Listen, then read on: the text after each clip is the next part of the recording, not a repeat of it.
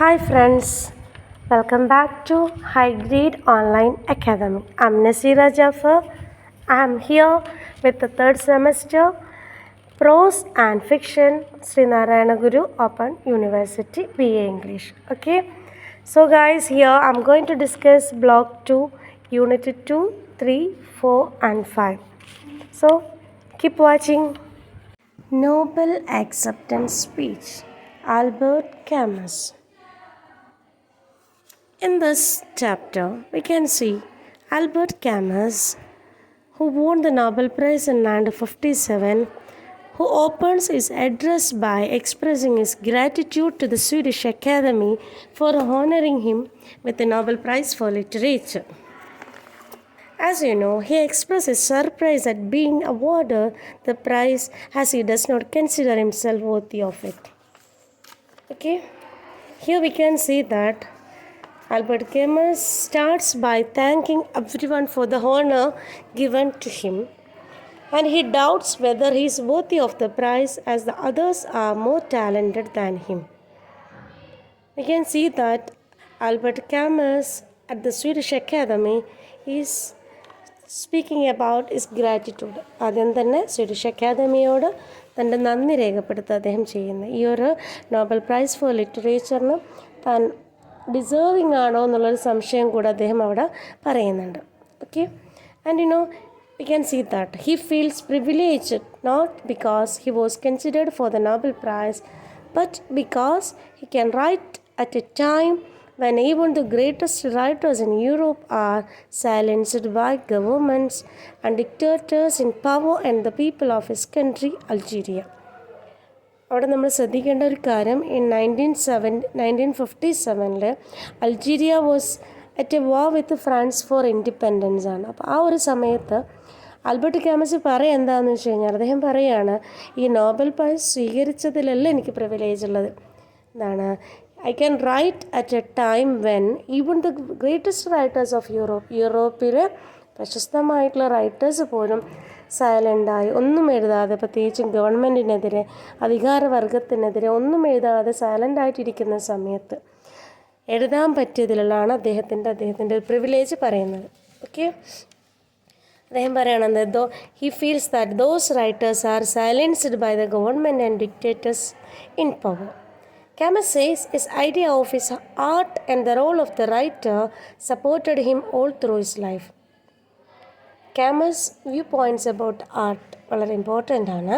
Camus has never placed art above anything. അദ്ദേഹത്തിൻ്റെ അഭിപ്രായത്തിൽ കല എന്ന് പറയുന്നത് ഒരിക്കലും എല്ലാറ്റിനേക്കാളും ഉയർന്നതല്ല. അതാണ് art connects him with his fellow man, and an artist can maintain neither his art nor his difference unless he admits that he is like the other.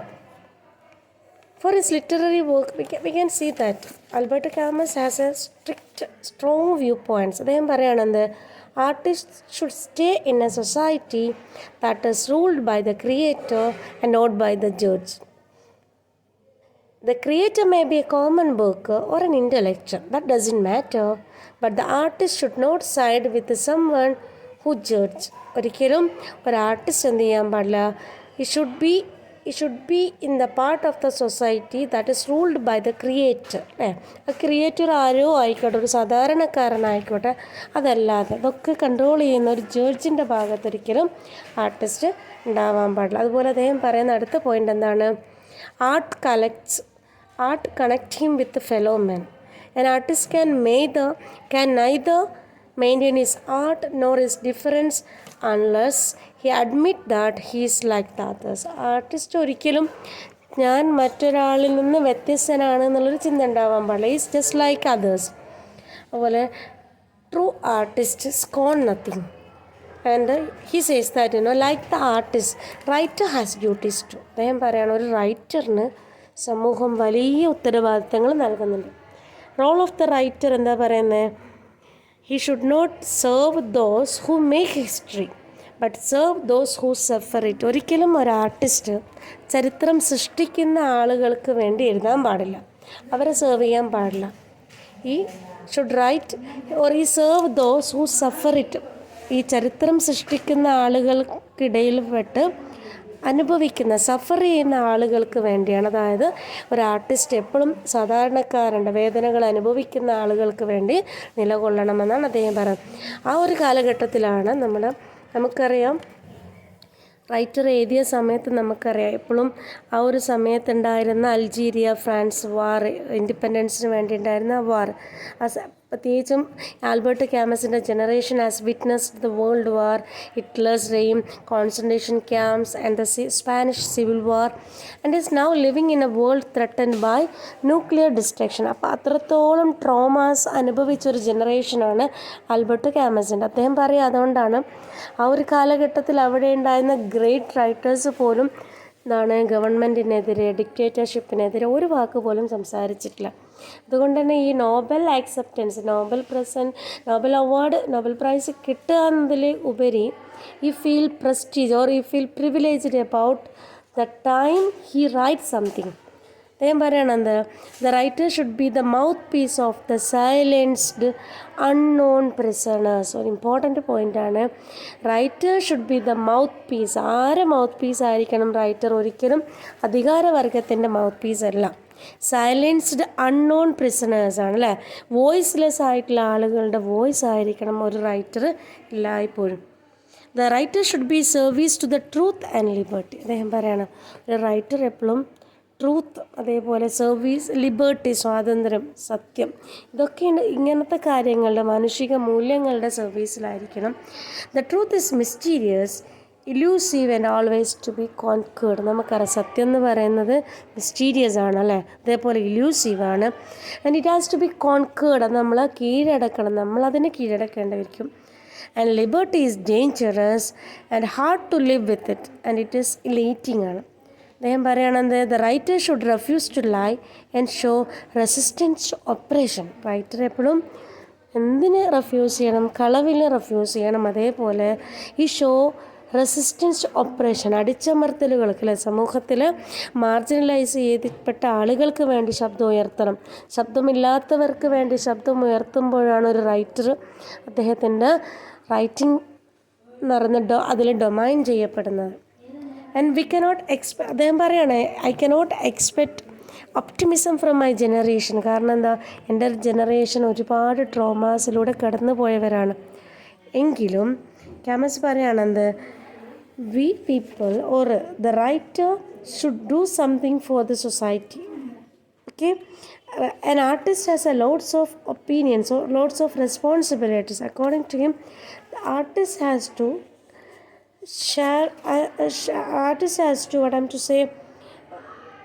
continue his responsibility. He has to do the commitment. An artist has the commitment to all those who lived through his time and shared the trauma. Okay, the artist should do something for the society. He should raise his voice for those who are suffered. And it shouldn't support those who make history. At the same time, he has to do something for the society. Okay, so according to him, he said, according to him, he is discussing about whether his speech actually touched the political events that made life in the 20th century troublesome. He says that humanity lost its faith in future in despair, and people reflected upon the pointlessness of the existence and the social institution. So, he dedicated this speech for those who suffered.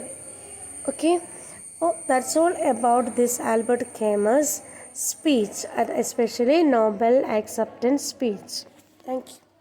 Misguided Guide by R.K. Narayan. R.K. Narayan was an Indian English writer remembered as the storyteller of Malgudi, a fictional South Indian town he created as a milieu for his literary works. And his famous works were Swami and Friends, Bachelor of Arts, The English Teacher, The Financial Expert, and The Man-Eater of Malgudi. Okay, and this Misguided Guide, it is an It's an adaptation, or that is novel, 1958 novel. The Guide was adapted into 2 movies in Hindi and English. And the Hindi movie released in 1965 and was directed by Vijay Anand with Devanand and Wahida Rahman in the lead roles. Okay, and the English version was directed by Chad Danilowski from a screenplay by Perlesburg. And R.K. Narayan, however, was not pleased with the English adaptation of the film, and he published an article in the magazine Life titled Misguided Guide, narrating his personal experience related to the production of the movie. So നമുക്കറിയാം R.K. Narayanan misguided guide എന്ന് പറയുന്ന അദ്ദേഹത്തിൻ്റെ ഈ ഒരു article, അദ്ദേഹം guide എന്ന് പറയുന്ന അദ്ദേഹത്തിൻ്റെ ബുക്ക്, അദ്ദേഹത്തിൻ്റെ നോവൽ 1958 എഴുതി. ഈ നോവൽ ഇംഗ്ലീഷ് അതേപോലെ തന്നെ ഹിന്ദിയിലേക്ക് മൂവിയായിട്ട് അഡാപ്റ്റ് ചെയ്തിട്ടുണ്ട്. And in this article we can see that R.K. Narayan is strongly expressing the changes that has happened while making this. The interview of Ngugi by Harris Trivedi was taken at a conference on cross-cultural translation held at the University of London. Okay, in this interview we can see that Trivedi possesses some questions related to the Afro-Saxon novel, African novel.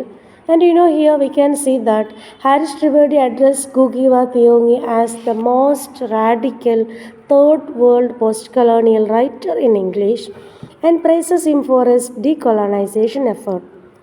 നമുക്കറിയാം, being a writer, Thiong'o's career has 2 part. അദ്ദേഹത്തിൻ്റെ തിയോങ്ങിയുടെ career 2 പാർട്ടായിട്ടാണ് പറയുന്നത്. ഒന്നാമത്തെ എന്താ, the first when he wrote in English under the name James Ngugi, and second when he assumed the name Ngugi wa Thiong'o and began writing in JAFAR.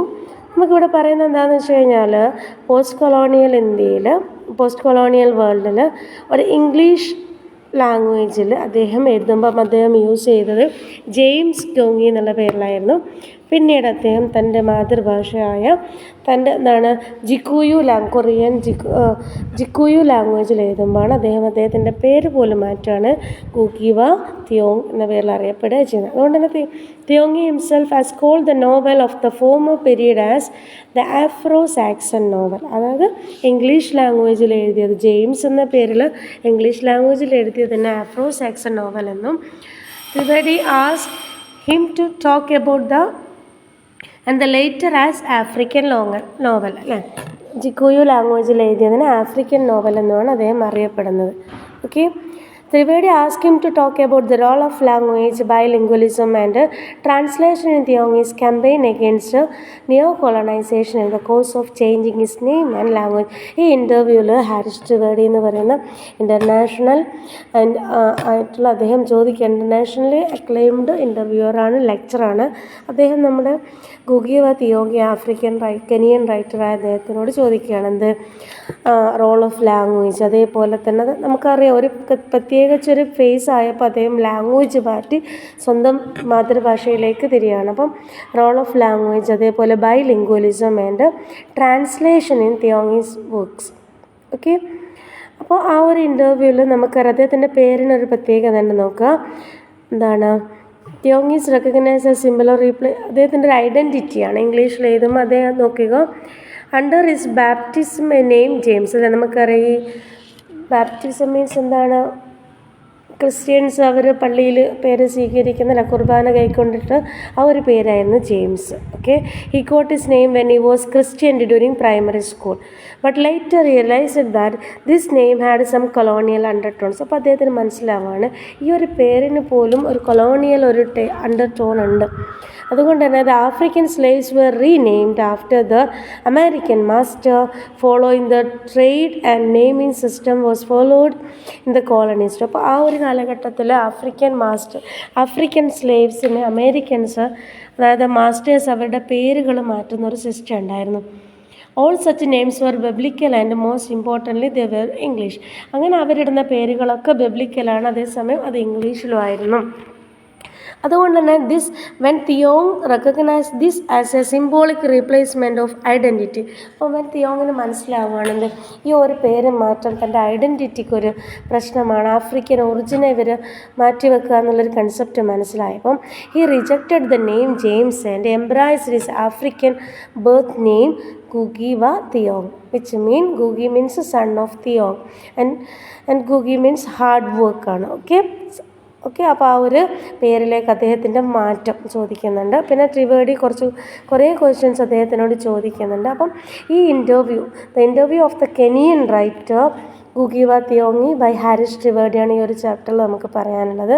തിയോങ്ങീസ് view on English as a colonial language and its influence on the indigenous language. അപ്പം അദ്ദേഹം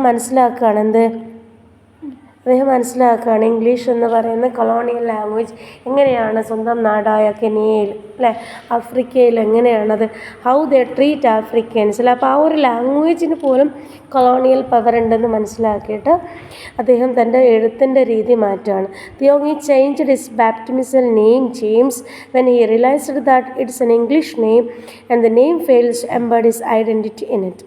He also changed his language of writing. Thiong's belief that English literature has a great tradition, but it never accommodated the non-European history or reality. തിയോങ്ങി പറയുകയാണ് English ലാംഗ്വേജിന് great tradition ഉണ്ട്, ശരി തന്നെയാണ്. പക്ഷേ ആ ഒരു English language, colonial പവറിൽ നിൽക്കുന്ന English language ഒരിക്കലും നോൺ യൂറോപ്യൻ ഹിസ്റ്ററി അതേപോലെ റിയാലിറ്റിയെ ഒരിക്കലും പുറത്തു കൊണ്ടുവരാൻ അവർ ശ്രമിച്ചിട്ടേ ഇല്ല. അതുകൊണ്ട് തന്നെ novels by Chinua Achebe and Peter Abrahams helped Thiong'o's experience a world known to him. അദ്ദേഹത്തിൻ്റെ ഒരു അഭിപ്രായത്തിൽ all languages are great and every language carries a memory bank of a given community. അല്ലേ, ഓരോ ലാംഗ്വേജിനും ഒരു കമ്മ്യൂണിറ്റീൻ്റെ ഒരു മെമ്മറി ബാങ്ക് തന്നെയാണെന്ന് പറയാം. Colonialism made us believe that English is superior. അല്ലെ, ആ ഒരു കൊളോണിയലിസ്റ്റ് വേൾഡിലാണ് ഇംഗ്ലീഷിനൊരു സുപ്രീമസി വന്നിരിക്കുന്നത്. Through translation we can restore all the language. അതുകൊണ്ട് തന്നെ ഗുഗി പറയുന്നത് എന്താണെന്ന് വെച്ചാൽ ട്രാൻസ്ലേഷനിലൂടെ നമുക്ക് നമ്മളെ ലാംഗ്വേജിലേക്ക്, നമ്മളെ മദർ ടങ്ങിലേക്ക്, ഒറിജിനൽ ലാംഗ്വേജിലേക്ക് എല്ലാ കാര്യങ്ങളും റീസ്റ്റോർ ചെയ്യാമെന്നാണ് പറയുന്നത്. And languages can be classified into dominant language and marginalized language. Translating a text from Yoruba to Zulu directly will be ideal. അതായത് the African Kenyan language ആണ്. But in the absence of the scholars proficient in both the language, English can be a meeting point. English can thus be used to enable other marginalized languages. അതാണ്, when a writer writes in a foreign language, there happens a mental translation of the text that does not exist. നമ്മളൊരു foreign ലാംഗ്വേജിൽ എഴുതുമ്പോൾ ശരിക്കും നമ്മളിപ്പോൾ എന്താണ് അവിടെ ഒരു mental translation നടക്കുന്നുണ്ട്. അല്ലേ, നമ്മൾ ഒറിജിനൽ ലാംഗ്വേജ് എന്ന ആ ഫോറിൻ ലാംഗ്വേജിലേക്കൊരു മെൻ്റൽ ട്രാൻസ്ലേഷൻ നടക്കുന്നുണ്ടെന്ന് ഗുഗി പറയുന്നത്. അതുപോലെ തന്നെ തിയോങ്ങി ഒരു ജേർണൽ എഡിറ്റ് ചെയ്തിട്ടുണ്ടായിരുന്നു, മുറ്റീരി എന്ന് പറയുന്നത്. It encouraged many writers to abandon English and choose Gikuyu. അപ്പോൾ ഈ ഒരു ജേർണൽ എഡിറ്റ് ചെയ്തതിന് ശേഷമാണ് ഒരുപാട് കെനിയൻ റൈറ്റേഴ്സ് അതേപോലെ ആഫ്രിക്കൻ റൈറ്റേഴ്സിന് ഇംഗ്ലീഷ് ലാംഗ്വേജ് ഒഴിവാക്കിയിട്ട് എന്താവുക അവരുടേതായിട്ടുള്ള ജിക്കൂയു ലാംഗ്വേജ് ചൂസ് ചെയ്യാനുള്ള ഒരു ടെൻഡൻസി വന്നത്. And Thiong'o thinks that it is good to have a metropolitan publisher like Heinemann publish in African language. അതുപോലെ അദ്ദേഹം പറയുന്നൊരു പോയിന്റ് എന്താണെന്ന് വെച്ച് കഴിഞ്ഞാൽ ആഫ്രിക്കൻ ലാംഗ്വേജിലുള്ള ബുക്സ് പബ്ലിഷ് ചെയ്യാനൊരു മെട്രോപൊളിറ്റൻ പബ്ലിഷറുടെയും കൂടി ആവശ്യമുണ്ട്.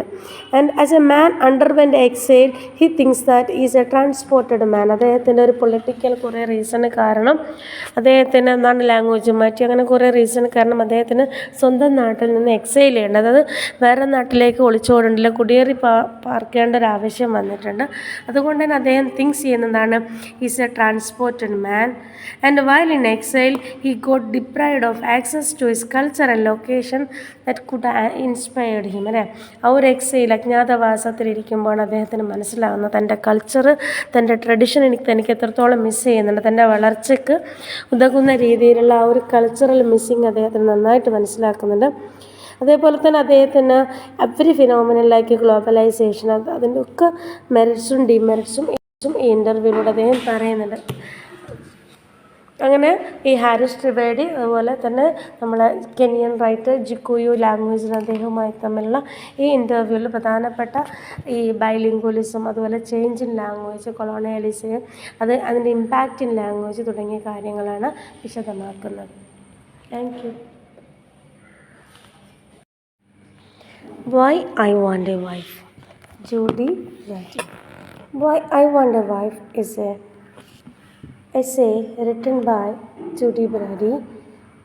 When the second wave of feminism in its peak time, Judy Brady was a feminist activist, social writer, and she used her writing to show how the male chauvinistic society or how the male dominated society has portrayed the role of women, especially the role of wife in a family. Here in this writing we can see that the beginning we can see that the narrator, who is a woman, would like to have a wife for various reasons. നമുക്കറിയാം ഇവിടെ narrator ഒരു വുമനാണ് and she would like to have a wife. She says that I want a wife. Why I want a wife? She is demanding a wife. അപ്പോൾ ഇവിടെ എന്താ കാണിക്കുന്നതെന്ന് വെച്ചാൽ നമുക്കറിയാം the essay looks at the gender roles in a family and how it operates between a husband and a wife. ഒരു ഫാമിലിയിൽ നമുക്കറിയാം എത്രത്തോളം സ്വാതന്ത്ര്യം കിട്ടിയെന്ന് പറഞ്ഞു കഴിഞ്ഞാലും in a family how the gender role works. What are the privileges the husband has rather than the wife get, or what are the sufferings or what are the plights of the woman in the family. Okay, here we know that the duties assigned by society to an ideal wife. Judy questioned the duties assigned to an ideal wife by the society, and she says that what are the expectations of a husband about his wife. And here we can see that here the first part we can see that Judy met her boyfriend, and they were talking at that time. This boyfriend said that അയാളുടെ wife അയാളെ വിട്ടിട്ട് പോയത്, അത് divorced ആണ്, and ആ കുട്ടികൾ അയാളുടെ കൂടെയാണ്. അപ്പോൾ now he is in search of a wife. ജൂഡിനോട് പറയുകയാണെന്ത്, ഞാൻ പുതിയൊരു വൈഫിനെ തേടുകയാണെന്ന് പറയുമ്പോൾ ജൂഡി ഓൾസോ പറയുകയാണെന്ത്, I too want a wife. എന്നിട്ട് ജൂഡി പറയുകയാണെന്ത്, എന്തൊക്കെയാണത് ഒരു സമൂഹം ഒരു വൈഫിന് അസൈൻ ചെയ്യുന്ന ഡ്യൂട്ടീസ് ഉള്ള ക്വാളിറ്റീസ് ഉള്ളൊരു വൈഫിന് എനിക്കും വേണമെന്ന് ജൂഡി പറയുന്നത്. അപ്പോൾ അവിടെ കാണിക്കുന്ന what are the sufferings that wife has in her family. എന്തൊക്കെയാണ് പറയുന്നത് ഇവിടെ പറയുന്നുണ്ട്, the wife is expected to work and provide for spouse studies. വൈഫിന് ജോലി ചെയ്യണം, അപ്പം അതേപോലെ സ്പൗസിൻ്റെ അതായത് ഈ ജൂഡി പറയുന്നത് ജൂഡിക്ക് ആവശ്യമുള്ള വൈഫ് എന്ന് പറയുന്നത് ജോലി ചെയ്യണം, അതേപോലെ തന്നെ ജൂഡി എന്ന ആൾക്ക് വേണ്ട കാര്യങ്ങൾ അവരുടെ സ്റ്റഡീസിന് വേണ്ട കാര്യങ്ങൾ ചെയ്യണം. പിന്നെന്താണ് the wife work should not affect her responsibility at work. പിന്നെന്താ if it does she must take some days off even if it means a pay cut. പിന്നെന്താ പറയുന്നത്, കുട്ടികളെ നോക്കണം. അതായത് ജൂഡി പറയുകയാണ് എൻ്റെ വൈഫ് കുട്ടികളെ നോക്കണം, ജോലിക്ക് പോകണം, ഭർത്താവിൻ്റെ പഠനത്തിന് സഹായിക്കണം. പിന്നെന്താണ് she should not complain about her duties. ഒരിക്കലും തൻ്റെ കടമകളെപ്പറ്റി ഒരു കംപ്ലൈൻറ്റും പറയാൻ പാടില്ല. The partner social life is also the wife responsibility. അതായത് ഈ പാർട്ട്ണറിൻ്റെ സോഷ്യൽ ലൈഫ് വൈഫിൻ്റെ റെസ്പോൺസിബിലിറ്റിയാണ്. ചൂടി പറയുന്നുണ്ട് വീട്ടിൽ ഈ ഹസ്ബൻഡിൻ്റെ ഒരു ഫ്രണ്ട്സ് വരുമ്പം തന്നെ കുട്ടികൾക്ക് നേരത്തെ ഭക്ഷണം കൊടുത്ത് ഉറക്കി അവർക്ക് വേണ്ട ഫുഡുകൾ കാര്യങ്ങളൊക്കെ ഉണ്ടാക്കി അല്ലേ, അതേസമയം അവരുടെ തമാശകൾ അവരുടെ എൻ്റർടൈൻമെൻറ്റിൽ നിന്ന് മാറി നിന്ന്. അപ്പോൾ ചൂടി പറയണം ഹസ്ബൻഡിൻ്റെ സോഷ്യൽ ലൈഫിൽ സോഷ്യൽ ലൈഫിനെ പ്രൊമോട്ട് ചെയ്യുക എന്നുള്ളത് വൈഫിൻ്റെ റെസ്പോൺസിബിലിറ്റിയാണ്. പിന്നെ എന്താ പറയുന്നത്, she should be a best perfect hostess to her spouse friend. ഈ ഹസ്ബൻഡിൻ്റെ ഫ്രണ്ട്സ് വരുമ്പം ഏറ്റവും നല്ലൊരു ആതിഥേയാവണം, അവർക്ക് വേണ്ട കാര്യങ്ങളൊക്കെ ചെയ്തു കൊടുക്കണം. She must suppress and sacrifice her sexual needs but is expected to satisfy her partner's sexual appetite. Judy പറയണത് വൈഫ് എന്ന നിലയിൽ അവളുടെ സെക്ഷുവൽ ആയിട്ടുള്ള എന്താണ് ഡിസയേഴ്സ് സപ്രസ് ചെയ്യണം. തനിക്ക് തോന്നുമ്പോൾ തൻ്റെ സെക്ഷൽ ഡിസയേഴ്സ് സപ്രസ് ചെയ്യുകയും അതേസമയം തൻ്റെ പാർട്ട്ണറായ ഹസ്ബൻഡ് എപ്പോഴൊക്കെയാണോ ആവശ്യപ്പെടുന്നത് ആ സമയത്ത് അയാളുടെ സെക്ഷൽ അപ്പിറ്റേറ്റിന് സെക്ഷൽ ഡിസയേഴ്സിന് എന്താണ് സാറ്റിസ്ഫൈഡ് ചെയ്ത് കൊടുക്കുകയും വേണം. അപ്പം അവിടെ even for the sexual needs the woman hasn't any option. She has to suppress her sexual desire. At the same time, if her husband demands, she has to make him satisfied. Okay, പിന്നെ എന്താ പറയുന്നത്, she should be monogamous and faithful ആയിരിക്കണം. ഹസ്ബൻഡിന് മോണോഗേമസ് ആയിരിക്കണം, വേറൊരാളുമായിട്ടൊരു അഫെയറോ കാര്യങ്ങളോ ഉണ്ടാവാൻ പാടില്ല, എപ്പോഴും ഫെയ്ത്ത്ഫുൾ ആയിരിക്കണം. അതേസമയം husband can go whatever he can do whatever. അതായത് ഹസ്ബൻഡിൻ്റെ സോഷ്യൽ ലൈഫ് പ്രൊമോട്ട് ചെയ്യണമെന്ന് പറയുമ്പം അതിലെന്തും വരും, ഹസ്ബൻഡിൻ്റെ സ്വന്തം ഇഷ്ടത്തിന് എന്തും ചെയ്യും. അതേസമയം വൈഫ് എപ്പോഴും ഫെയ്ത്ത്ഫുൾ ആയിരിക്കണം, ലോയൽ ആയിരിക്കണം.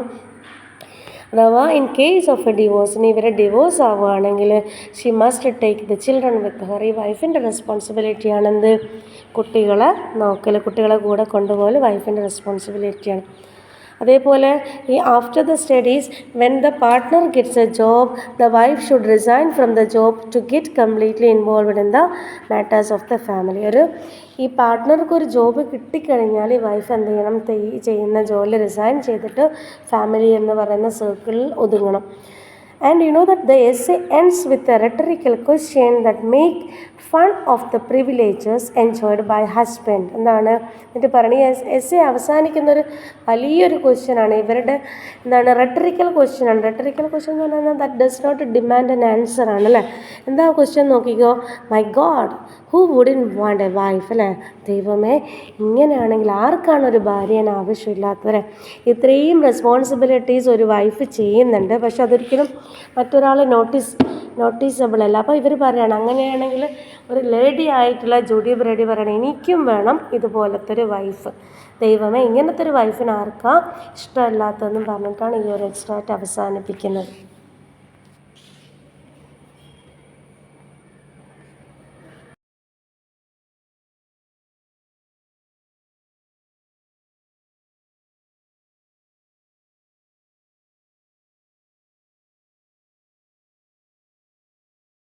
That's all about today. Thank you for watching. Bye.